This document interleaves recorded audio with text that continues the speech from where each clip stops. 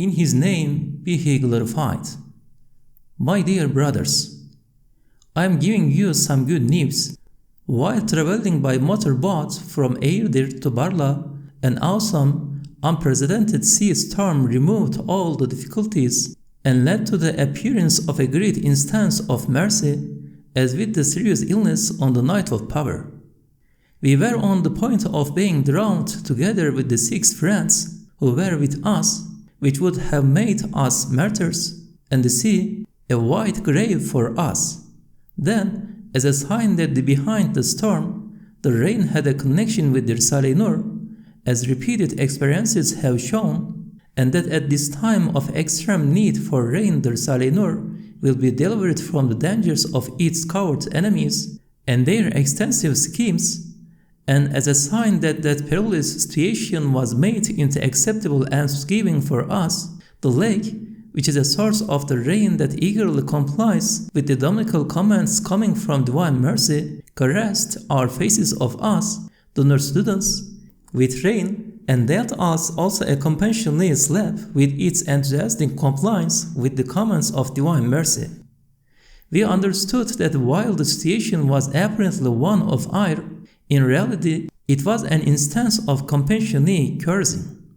I felt before the storm broke and the rain fell that a calamity would occur, and that it would be a key to the treasury of mercy, so I continuously read the Jawshan and the invocations of Shah Naqshband. In the middle of that awesome storm, I happily accepted that the lake would be our grave. People who die in such circumstances are martyrs, so I did not pity my 6 companions, since they would be both martyrs and saints. I only felt some pity for the child who was with them. The boat's motor broke down and its sail was useless as the wind was blowing in the opposite direction. The waves were enormous, and though initially it appeared that they would overwhelm us and the boat, they did not, and we beheld them in patience and offered thanks, till finally we reached the shore safely. We exclaimed, "All praise be to God for all circumstances." Said Nursi. Our Master says, in order to serve belief in the face absolute unbelief these last 50 to 60 years, and to save the nation from anarchy, which results from unbelief, and by preserving with all my strength public order, a consequence of the sincerity present in serving belief, to save 10 innocents from suffering injustice due to one criminal, I have sacrificed my comfort, honor, and dignity, and if necessary my life, and have endured patiently all the harassments and oppression and meaningless, unnecessary things. Solely to serve belief these last 30 to 40 years, I have patiently withstood their making mountains out of molehills and storms in teacups and their assaults on me, and to preserve public order, a consequence of that service. An example: my dress was not interfered with in any of 5 courts of law, and although in Istanbul for 2 months I made trips around the city, and there were even 120 police at the court there, they did not interfere with my dress, which was the same. No one raised objections, and anyway, they had no right to do so. For I am both a recluse, and go neither to the mosque nor to the crowded markets and other places. I only go out in the car. I speak to no one if there is no need. I wander the hills and lonely places to take the air. So the worldly have no right to interfere with me and bother me.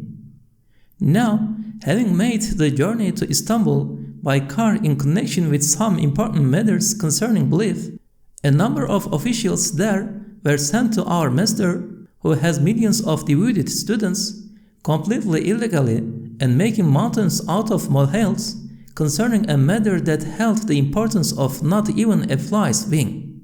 But our master responded, saying, since in serving belief, complete sincerity and patience and forbearance are essential so as to halt anarchy and preserve civil order, I have sacrificed my comfort and honor for that service, and I forgive them.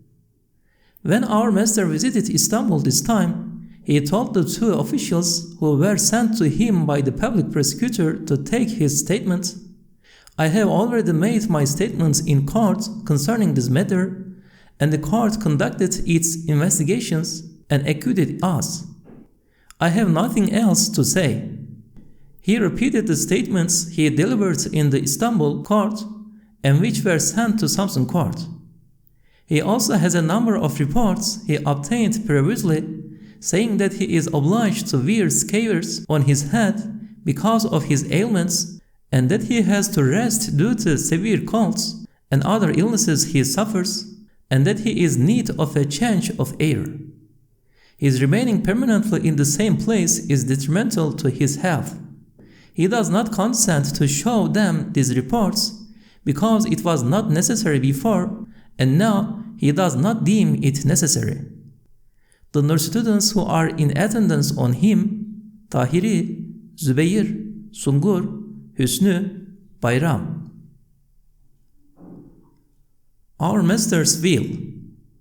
The capital of both myself and of the Risale-i Nur's collective personality should be given as subsistence to those who dedicate themselves to the Risale-i Nur's service, and especially those who have no means of subsistence themselves.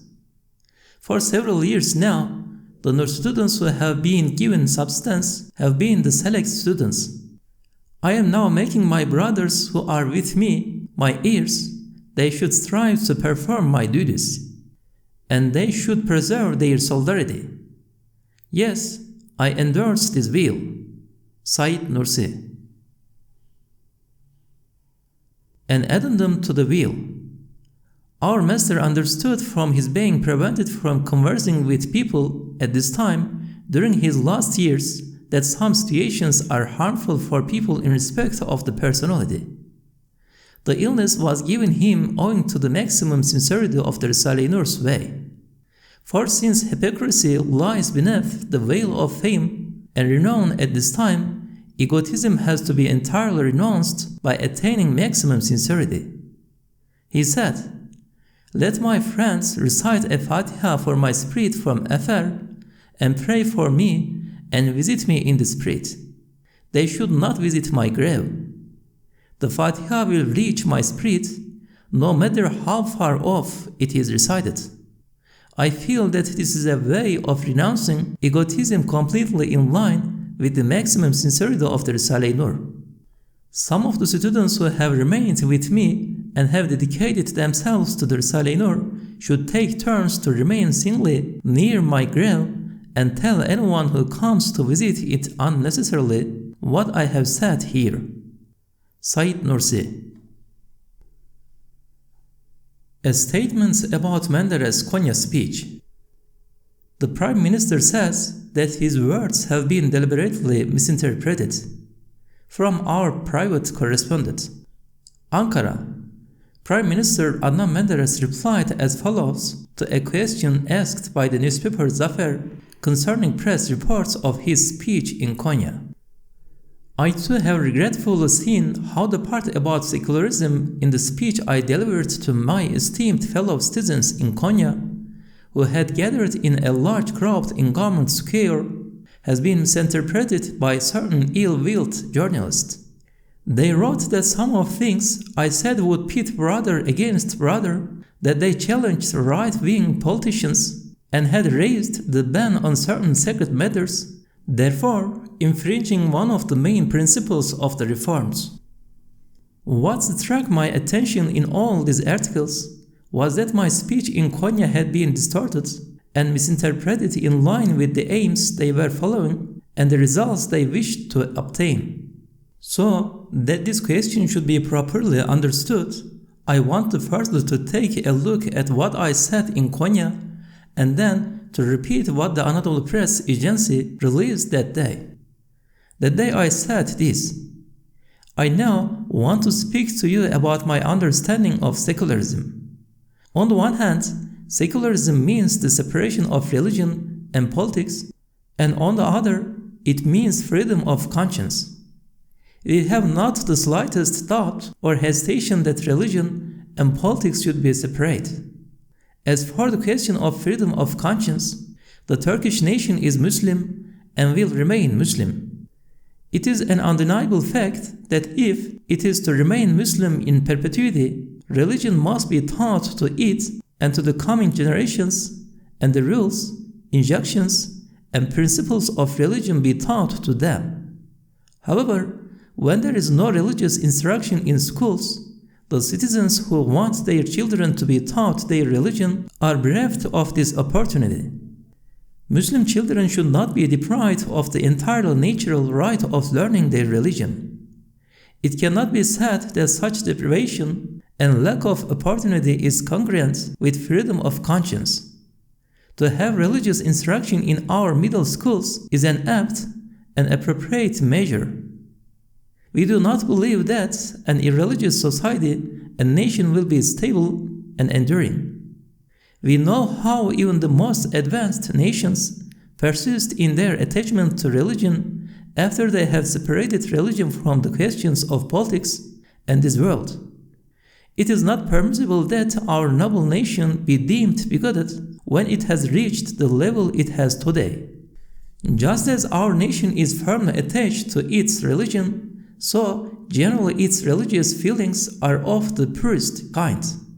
Religious feeling has reached the purest level in the nation's conscience.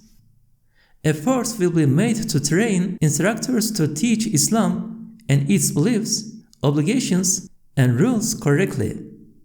It will be appropriate that the Konya School for Imams and Preachers, which next year will be produce its first graduates at high school level, will be made into an institution for teaching religion at an advanced level, and the numbers of similar institutions will be increased. Having repeated this part of my Konya speech for the esteemed Turkish public opinion, I want to emphasize and make clear the following. What I said was so clear as to disallow any possibility of misinterpretation. It is imperative that reports of it or comments on it remain faithful to it. Nobody has the right to distort and misinterpret what I say, nor do they have the right to impute to me intentions and aims that have never even crossed my mind. Footnote: I was going to write some congratulations in the name of all the nurse students and innocent school children on the Prime Minister's Konya speech, but then it occurred to my heart that behind our defense speeches mentioning the Risale-i Nur's freedom and the leading lawyer's reply to the experts committee, the Prime Minister's speech was a reason for its freedom, for it made all the Anadolu Muslims and all the nurse students a moral strength for him and well-wishers. Just as the reinstatement of the Arabic call to prayer afforded the Prime Minister a moral strength, so also he won a moral strength with this speech and the Risale-i Nur being left free. So, rather than sending him congratulations, we made this a footnote to our defense lawyers' justified defense. The Prime Minister's speech in Konya consists of 3 facts, rebuffing those pretexts, just as the lawyer Mihri's defense speeches refuted the pretexts put forward for a guide for youth's seizure. The lawyer's defense speech has been included in the short biography of Said Nursi written by Ashraf Edip. In his name be he glorified. Our master Said Nursi says, Sparta is my true home. Since this is so, I want the best for it and for its people, and an important instance of good is this. By returning the whole Risale-i Nur collection, Afyon performed a good act of paramount importance for the world of Islam, and indeed for humanity, and reduced to nothing, and had forgiven its errors of the last 8 years. So too, by displaying in the view of Islamic world the blessedness of Egypt's Al-Azhar University and the old Damascus, Sparta will not lag behind Afyon regarding the high honor it won by returning the Risale-i Nur to its owners. Indeed, it will surpass it 20-fold. Sparta's just judiciary, patriotic democrats, and religious people should make efforts for the return of the Risale-i Nur, which is the product of blessed Sparta, so that they may win this great instance of good for their region and gain for themselves honor 100 times greater than that won by Afyon. Just as the Sparta deputy, Tasintola, was more useful than 100 men in securing the return of the Risale-i Nur by Ankara and Afyon, and won for the people of Sparta half of this most significant advantage. The Nur students who are in attendance on him. In order to preserve the dignity of learning, since his early youth, our master never demeaned himself even before the loftiest leaders, nor did he ever accept the people's gifts. And now, even though he is weak and powerless, he cannot accept the gifts which religious scholars may receive, for they make him ill. Without giving something in return he is able to eat nothing, we give him his assistance even. If he does not give something in return, it makes him ill. We are of the opinion that this condition has taken the form of an illness in order to preserve the maximum sincerity of the Risale-i Nur, which can be the tool of nothing, for by it he is prevented from breaking his rule. Indeed, he felt intensely discomforted by the customary shaking of hands and meeting with scholars in connection with the splendid festival celebrating the Risale-i Nur spreading everywhere, and even by conversing with his closet students and brothers at the religious festival, and by people looking at him, all of which betokened an illness visited on him to preserve that maximum sincerity.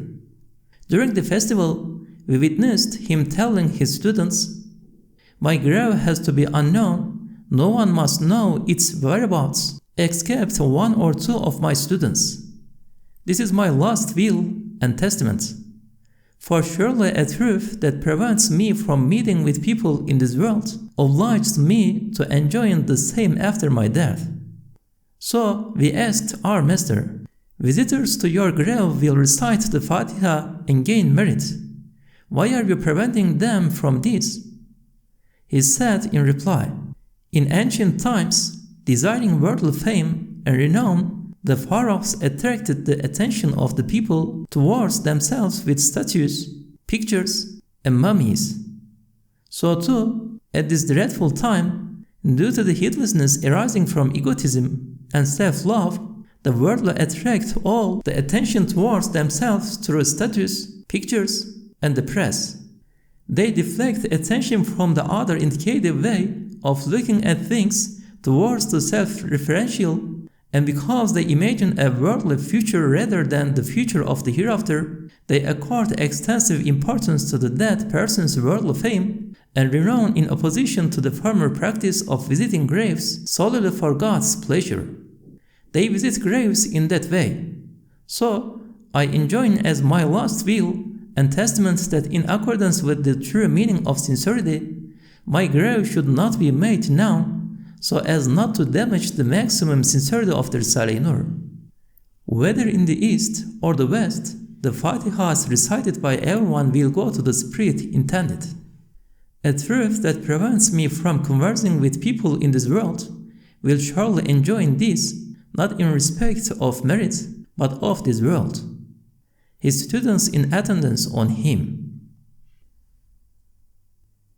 A copy of the letter our master sent the panel of judges at Afyon court. "I have come to Afyon today to thank and congratulate you.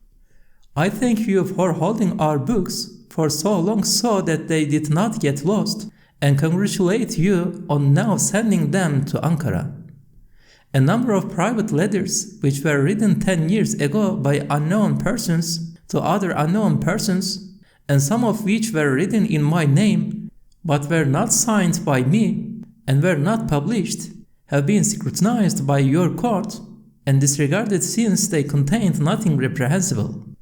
So, to again take into consideration unpublished letters written long ago about which I know nothing and are covered by the amnesty laws and which have nothing to do with the Risale-i Nur, is to preoccupy both the judiciary and the experts committee unnecessarily.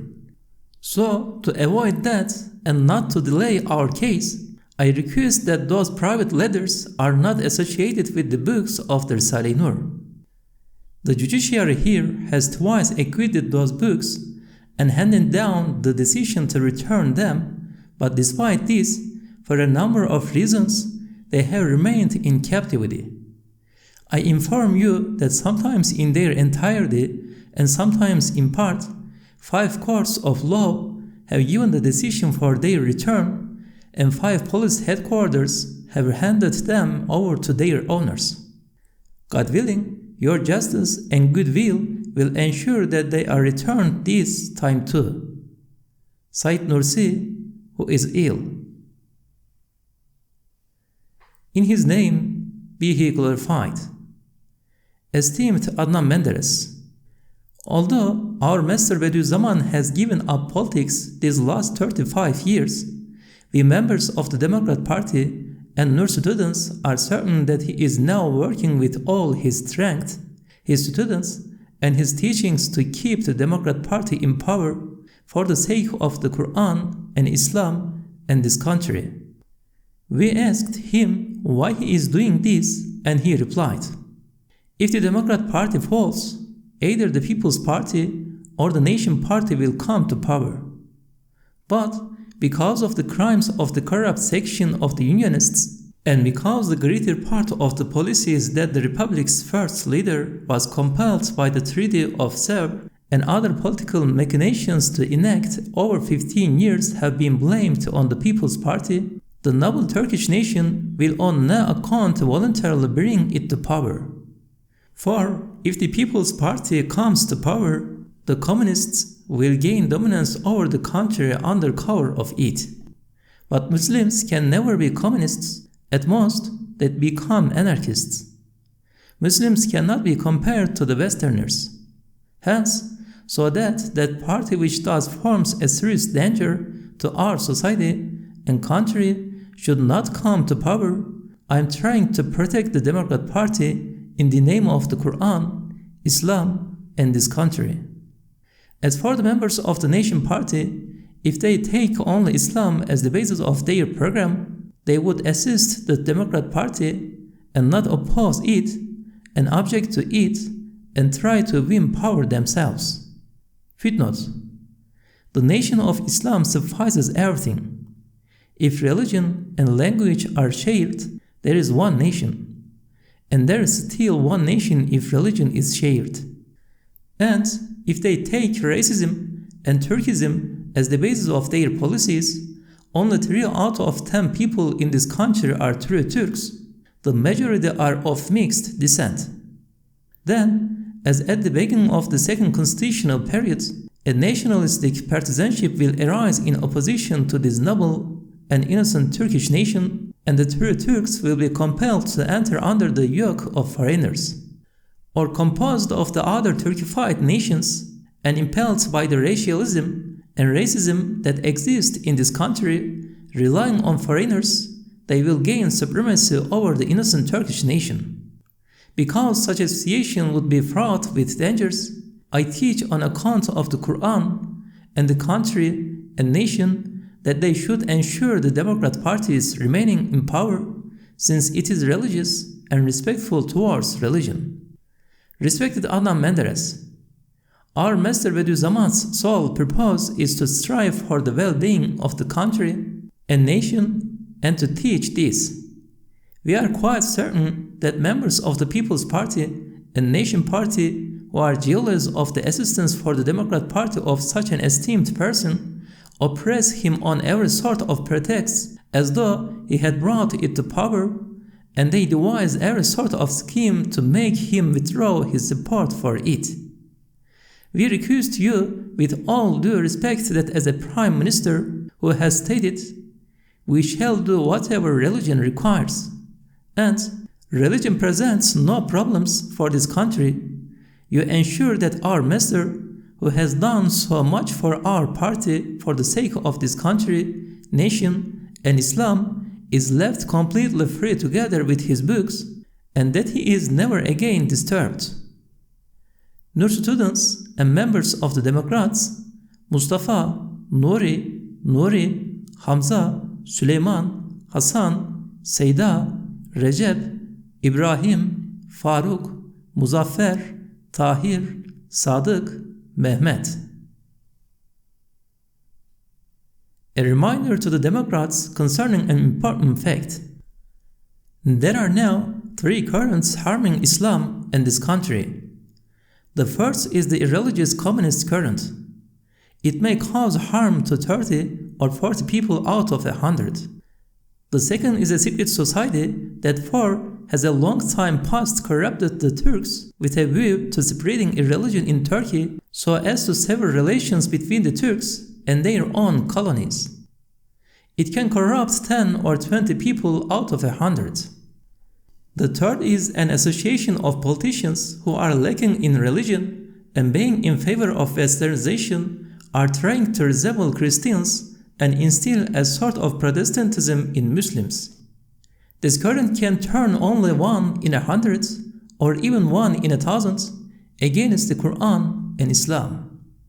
We Nurjus and servants of the Qur'an have always tried to defend the truths of the Qur'an against the first 2 currents.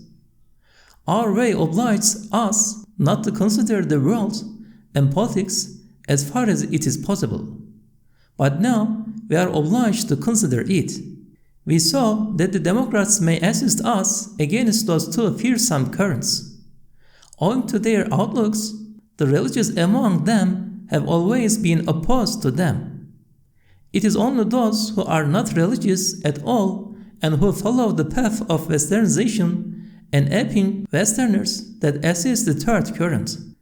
The third currents may convert only 1 in 100 or 1,000 into Protestants and Christians, for in the course of 200 years the English were unable to convert to Protestantism even 200 of the 200 million Muslims they ruled, and they still could not do so. Also, at no time in history has it been heard that any Muslim has voluntarily become a Christian or chosen another religion instead of Islam. So, even if a very small section of the party in power assists the third current in the name of politics and to the detriment of religion, since by reason of its outlook that party, the Democrat Party, is obliged to perform the duty of halting and repulsing the first 2 awesome currents, it is of the utmost benefit for this country and for Islam.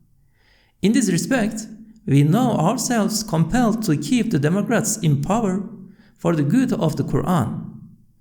We expect nothing from them, rather, since with their policies they oppose the first 2 currents, we consider them to be a means of our being saved from extensive harms, despite the insignificant harm caused to religion by a very few of their number, which resembles cutting off a finger to prevent a whole body being decimated.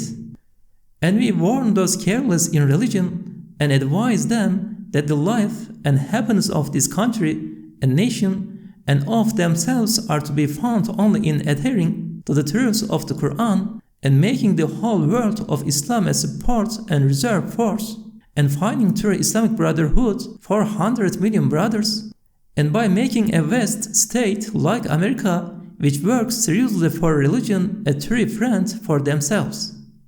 All this is possible only through Islam and belief. We Nurjus and servants of the Qur'an tell them that we pray for their success in serving Islam, and we request that they save from confiscation the Risale-i Nur, which is a valuable product of this country and of enormous benefit for here and the Islamic world, and that they work for its publication. They will then win the support of the religious people of this country, and it will be for their own good. Said Nursi.